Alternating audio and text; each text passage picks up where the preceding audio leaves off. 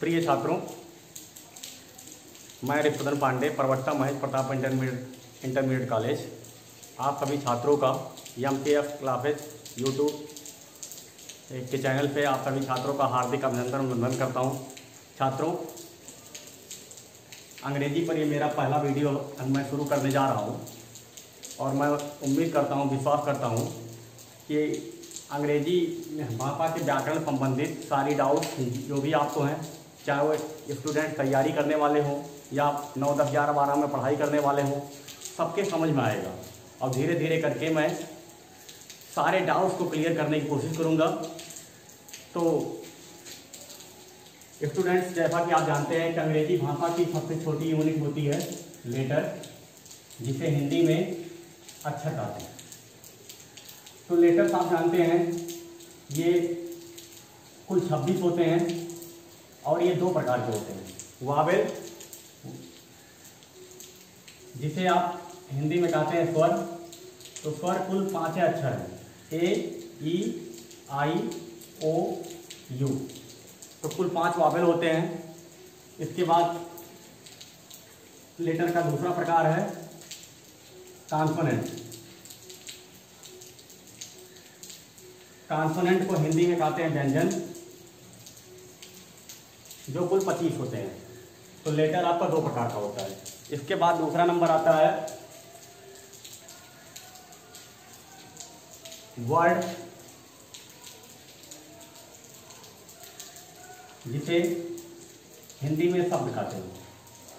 तो वर्ड क्या होता है? वर्ड अक्षरों का समूह होता है। ये लेटर ग्रुप ऑफ लेटर्स होता है, अक्षरों का समूह। ये एक अक्षर का भी होता है और एक से अधिक अक्षरों का भी होता है। जैसे ए हुआ, आयन हुआ, 3 अक्षर का हो गया, कैट हुआ, एलिफेंट हुआ, यहाँ ETP। तो वर्ड क्या होता है? ये अक्षरों का समूह होता है। और तीसरा स्टेप है जो फ्रेज। फ्रेज क्या होता है? फ्रेज को हिंदी में कहते हैं वाक्यांश। ठीक, फ्रेज का एग्जांपल लेते हैं। जैसे ये फ्रेज होता है, शब्दों का समूह होता है। धीरे धीरे देखिए दायरा बढ़ता जा रहा है। ऑफ गोल्ड, ऑफ गोल्ड में कुल कितने वर्ड हैं? 2 वर्ड हैं। ऑफ गोल्ड विथ ब्लू आई। अब ये फ्रेज का पहचान क्या होता है? यह शब्दों का ऐसा समूह होता है जो पूर्ण भाव प्रकट नहीं कर पाता है। अपने पूर्ण भाव प्रकट करने के लिए या सेंटेंस के किसी दूसरे पार्ट पर डिपेंड होता है। जैसे फॉर एग्जांपल ऑफ गोल्ड, सोने का। तो क्या चीज़ सोने का? ये यहाँ क्लियर नहीं हो पा रहा है कि जैसे अंगूठी सोने की कि बाली सोने की। विथ ब्लू आई, नीली आंखें। तो किसकी नीली आंखें? कुत्ते की कि बिल्ली की कि हाँ, ये भी क्लियर नहीं हो रहा है। तो ऐसे शब्दों के समूह को हम फ्रेज कहते हैं, वाक्यांश कहते हैं हिंदी में। इसके बाद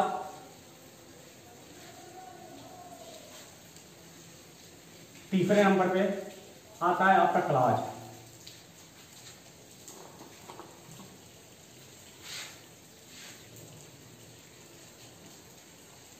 क्लाज को हिंदी में कहते हैं वाक्यांश। सॉरी, क्लाज को हिंदी में कहते हैं उपवाद।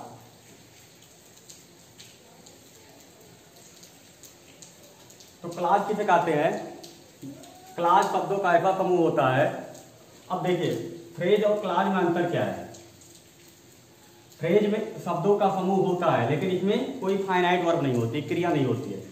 तो क्लाज भी बिल्कुल इसी तरह का होता है। ये भी शब्दों का समूह होता है, लेकिन इसमें क्रिया होती है, फाइनाइट वर्ब होती है। फॉर एग्जाम्पल, जैसे आप गोल्ड को ही हम क्लाज में कन्वर्ट करते हैं। तो आप gold which is made of gold. तो क्या मतलब हुआ?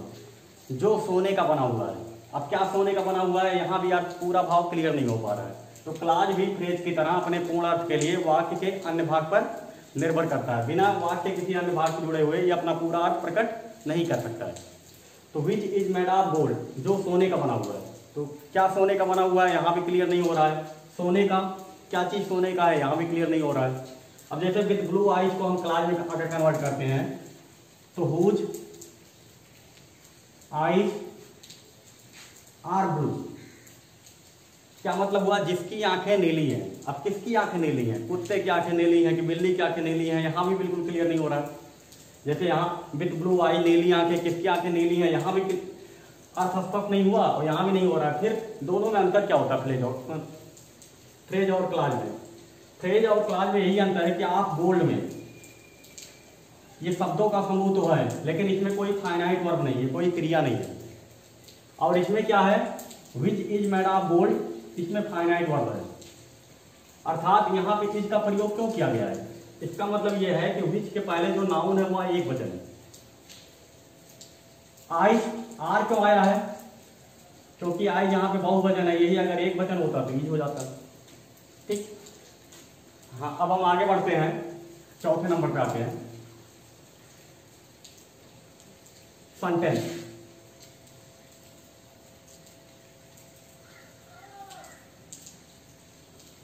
चौथे नहीं, पांचवें, सेंटेंस। अब सेंटेंस क्या होता है, सेंटेंस मतलब होता है वाक्य।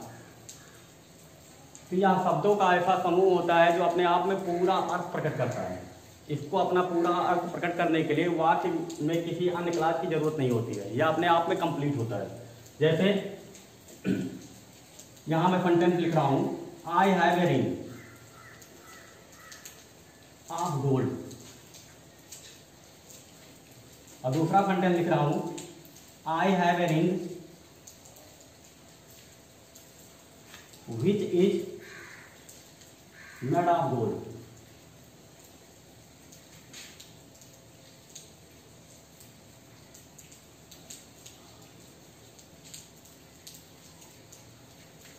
स्टूडेंट्स यहां देखते हैं कि I have a ring of gold, मेरे पास एक सोने की अंगूठी है।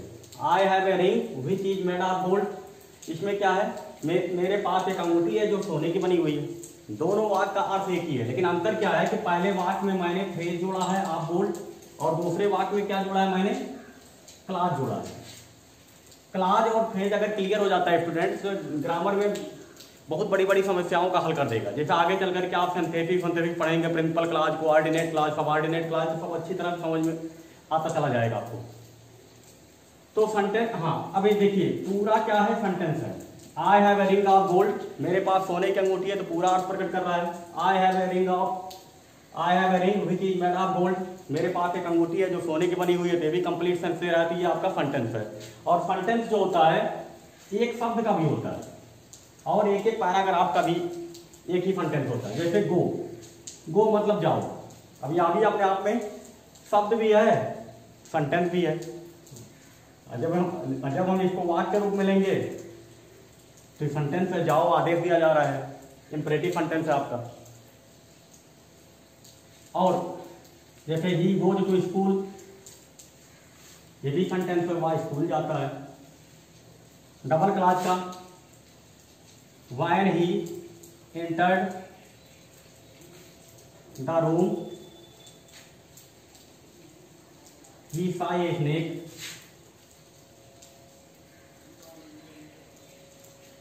तो ये भी सेंटेंस है। When he entered the room, ये आपका सबऑर्डिनेट क्लॉज है। ही सॉ ए स्नेक, ये प्रिंसिपल क्लॉज है।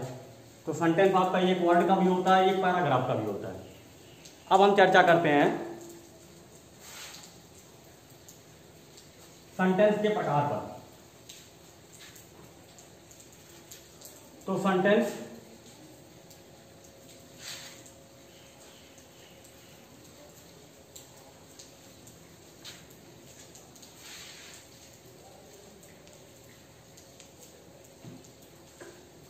सेंटेंस 5 प्रकार का होता है। और सेंटेंस का वर्गीकरण जो है 2 तरह से किया गया है।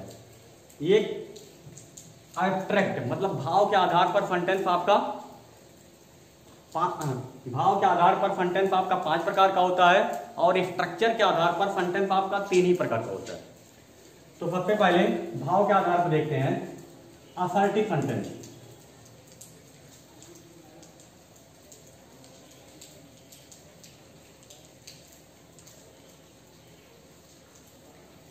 असर्टिव सेंटेंस का मतलब क्या होता है, हिंदी में इसे बोलते हैं विधि सूचक वाक्य।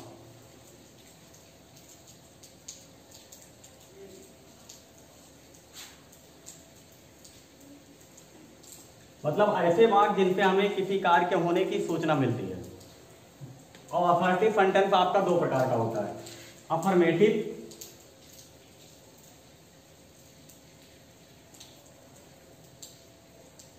सेंटेंस और दूसरा नेगेटिव सेंटेंस।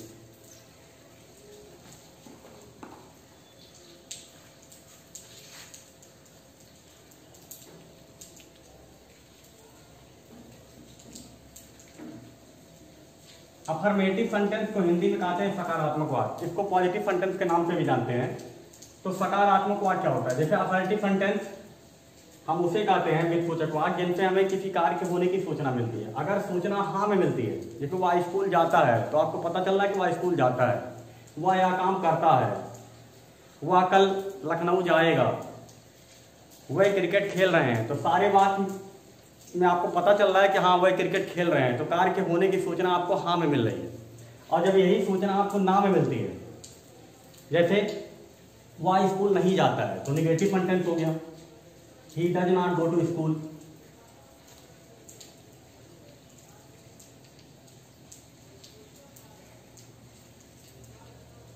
मैंने यह काम नहीं किया है, तो I have not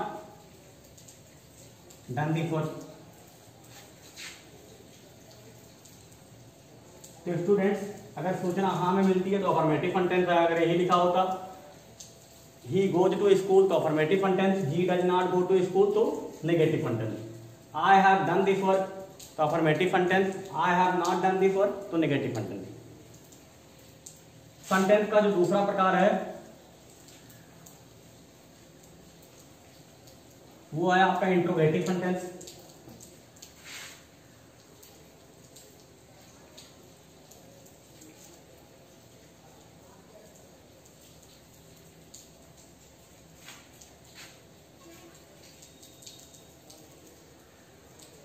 interrogative sentence, interrogative sentence क्या होता है कि ये ऐसा वाक्य होता है जिनसे प्रश्न का भाव प्रकट होता है। जैसे इंट्रोगेटिव सेंटेंस भी, मतलब जिन वाक्यों से प्रश्न के पूछे जाने का भाव प्रकट होता है उन्हें हम इंट्रोगेटिव सेंटेंस कहते हैं। हिंदी में इसको हम कहते हैं प्रश्नवाचक वाक्य।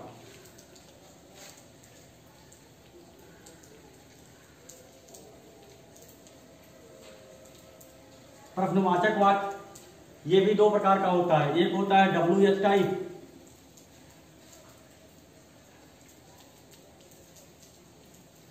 और दूसरा होता है यस या नो टाइप।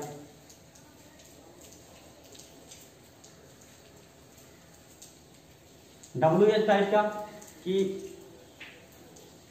एक ऐसे सेंटेंस जैसे व्हाट आर यू डूइंग, तुम क्या कर रहे हो, तो व्हाट आपका W से है। When will he do this work, वह यह काम कब करेगा, तो यहाँ व्हेन से स्टार्ट हुआ है। वाई आर यू क्राइंग, तो वाई से स्टार्ट हुआ, वाई W है। हाउ आर यू, तुम कैसे हो, तो यहाँ यस से स्टार्ट हो रहा है, तो W या यस से स्टार्ट होने वाले सेंटेंस को हम WH टाइप सेंटेंस कहते हैं इंट्रोगेटिव में। और यस या नो टाइप क्या है कि यस या नो टाइप जो सेंटेंस होते हैं ये हेल्पिंग वर्ब से स्टार्ट होते हैं, सहायक क्रिया से। जैसे do you know English,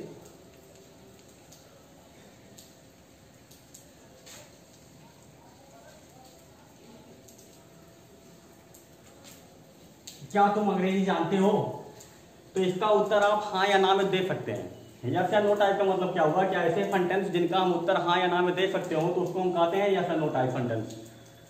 clear. जैसे will you do this work, क्या तुम यह काम करोगे, ये भी आपका यस या नो टाइप सेंटेंस है। तो इंट्रोगेटिव सेंटेंस आपका दो प्रकार का होता है। इसके बाद तीसरा जो है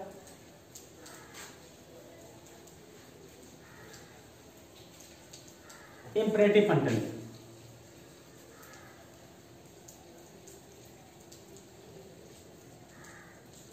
इंपरेटिव सेंटेंस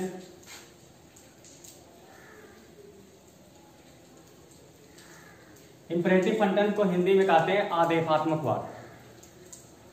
तो ऐसे वाक्य जिनसे सलाह, निवेदन व आदेश का भाव प्रकट होता हो तो उन्हें हम इंपरेटिव सेंटेंस कहते हैं, आदेशात्मक वाक्य कहते हैं। जैसे गो फ्रॉम हियर, यहां से जाओ।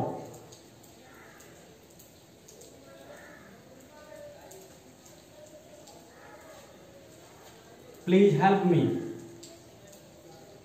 कृपया मेरी मदद करो। तो प्लीज हेल्प, हाँ, गो फ्रॉम हियर, यहां से जाओ, क्या प्रकट हो रहा है? आदेश प्रकट हो रहा है। प्लीज हेल्प मी, कृपया मेरी मदद करिए, तो यहाँ रिक्वेस्ट प्रकट हो रहा है, मतलब आग्रह प्रकट हो रहा है, निवेदन। जैसे do not make a noise, शोर मत करो, तो यहाँ सलाह प्रकट हो रहा है। तो इंपरेटिव सेंटेंस से आदेश, सलाह व निवेदन का भाव प्रकट होता है। इसके बाद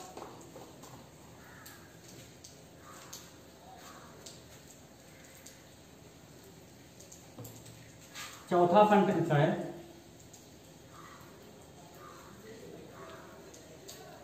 एक्सक्लेमेटरी सेंटेंस।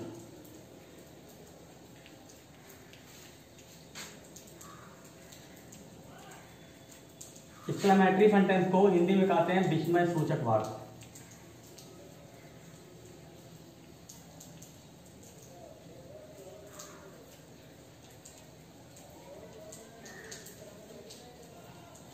अब विस्मय सूचक वाक्य क्या होता है कि ऐसे वाक्य जिनसे हमारे हृदय की तीव्र भावनाएं प्रकट होती हो, मतलब जो हम बोलते ना हो, हमारे मुंह से एकाएक निकल जाता हो। जैसे आपने कोई बहुत सुंदर मंदिर देखा तो आपने बोल दिया how beautiful the temple is, मतलब मंदिर कितना सुंदर है, तो आप बिना सोचे समझे एकाएक बोल दिए। जैसे आप क्रिकेट मैच देख रहे हैं, आपकी टीम जीत गई तो आप बोल दिए hurrah we have won the match, हम मैच जीत गए हैं। तो इससे क्या होता है, इंटरजेक्शन जुड़ा होता है और लास्ट में एक्सक्लेमेशन मार्क लगा होता है। जैसे हाउ हैप्पी ही इज, वह कितना खुश है। या फिर what a dangerous the snake is, कितना खतरनाक सांप है। तो हम चौंक करके हमारे हृदय के उद्गार होते हैं जो एकाएक बाहर निकलते हैं। या फिर एलाफ शी डाइड, आह वह मर गई। तो ये सारे सेंटेंस आपके एक्सक्लेमेटरी सेंटेंस है। इसके बाद पांचवा जो सेंटेंस है आपका ऑप्टेटिव सेंटेंस।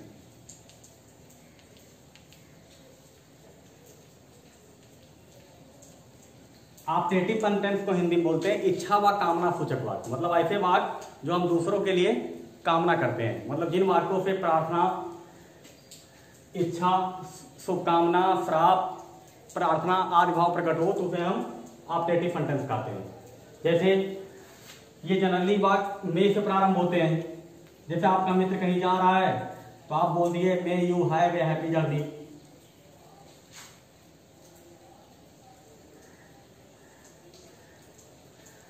हैप्पी जर्नी, आपकी यात्रा मंगलमय हो। यहां भी एक्सक्लेमेशन मार्क लास्ट में लगा होता है। जैसे आप किसी को नमस्ते किए तो आपके लिए वो शुभकामना किए कि मे यू लिव लॉन्ग, आप दीर्घजीवी हो। मे यू बी हैप्पी, जैसे लोग कहते हैं खुश रहो। तो इस तरह के वाक्यों को हम बोलते हैं ऑप्टेटिव सेंटेंस। तो सेंटेंस का एक वर्गीकरण एक प्रकार समाप्त हो गया। अब दूसरा जो है स्ट्रक्चर के आधार पर, जिसे आप कहते हैं बनावट या रचना के आधार पर, सेंटेंस आपका तीन ही प्रकार का होता है। सिंपल सेंटेंस,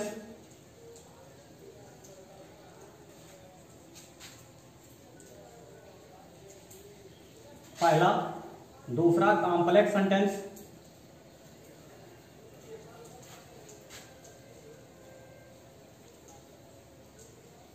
और तीसरा compound sentence.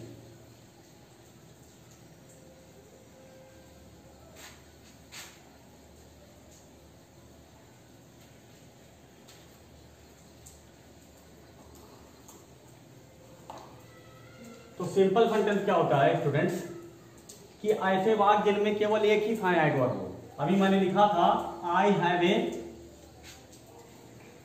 Ring of gold, ये क्या है आपका सिंपल सेंटेंस है, क्योंकि इसमें क्रिया केवल एक ही है, हैड। फाइनाइट वर्ब मतलब क्या होता है, क्रिया का, हाँ ऐसी क्रिया जो कर्ता के नंबर या पर्सन से प्रभावित होती हो या हमें टेंस का बोध कराती हो। मतलब जिस क्रिया को देख करके वाक्य को हम कैसे पहचानते हैं, कोई भी वाक्य हो तो सारे वाक्यों को केवल क्रिया से ही पहचाना जाता है।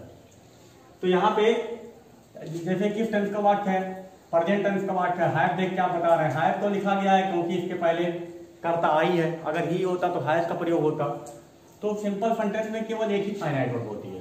कॉम्प्लेक्स सेंटेंस में क्या है, जैसे इसी सेंटेंस को हम कॉम्प्लेक्स सेंटेंस बना दें तो I have a ring which is made of gold. मेरे पास एक अंगूठी है जो सोने की बनी हुई है। तो इस सेंटेंस का भी अर्थ वही है लेकिन स्ट्रक्चर डिफरेंट है। जैसे I have a ring of gold, मेरे पास सोने की अंगूठी है, इसमें भी मेरे पास एक अंगूठी है जो सोने की बनी हुई है, लेकिन स्ट्रक्चर में क्या है, यहाँ पे विच इज मेड ऑफ गोल्ड, ये आपका यहाँ पे क्लाज जोड़ा गया है। और क्लाज में कौन सा क्लाज है, सबऑर्डिनेट क्लाज है। तो जब प्रिंसिपल क्लाज से हम सबऑर्डिनेट क्लाज को जोड़ते हैं तो उसे हम कहते हैं कॉम्प्लेक्स सेंटेंस। और कंपाउंड सेंटेंस जैसे इसी वाक्य को कंपाउंड सेंटेंस में करते हैं तो I have a ring which is I have a ring and it is made of gold। अब इस सेंटेंस को देखते हैं, मेरे पास एक अंगूठी है और या सोने की बनी हुई है। तो and it is made of gold, ये आपका कोऑर्डिनेट क्लास है। तो प्रिंसिपल क्लास से जब हम कोऑर्डिनेट क्लास को जोड़ेंगे तो वह कंपाउंड सेंटेंस हो जाएगा, और जब हम प्रिंसिपल क्लास से सबऑर्डिनेट क्लास को जोड़ते हैं तो वह कॉम्प्लेक्स सेंटेंस होता है। इंटर के कोर्स में सिंथेसिस है जिसमें सिंपल, कॉम्प्लेक्स या कंपाउंड में कंबाइन करना होता है स्टूडेंट्स। तो कंपाउंड, कॉम्प्लेक्स सेंटेंस और कंपाउंड सेंटेंस में जो सबऑर्डिनेट क्लास, कोऑर्डिनेट क्लास का प्रयोग किया जाता है, इसके बारे में चर्चा हम कल करेंगे। यहीं पे हम अपना वीडियो समाप्त करना चाहते हैं। बढ़िया।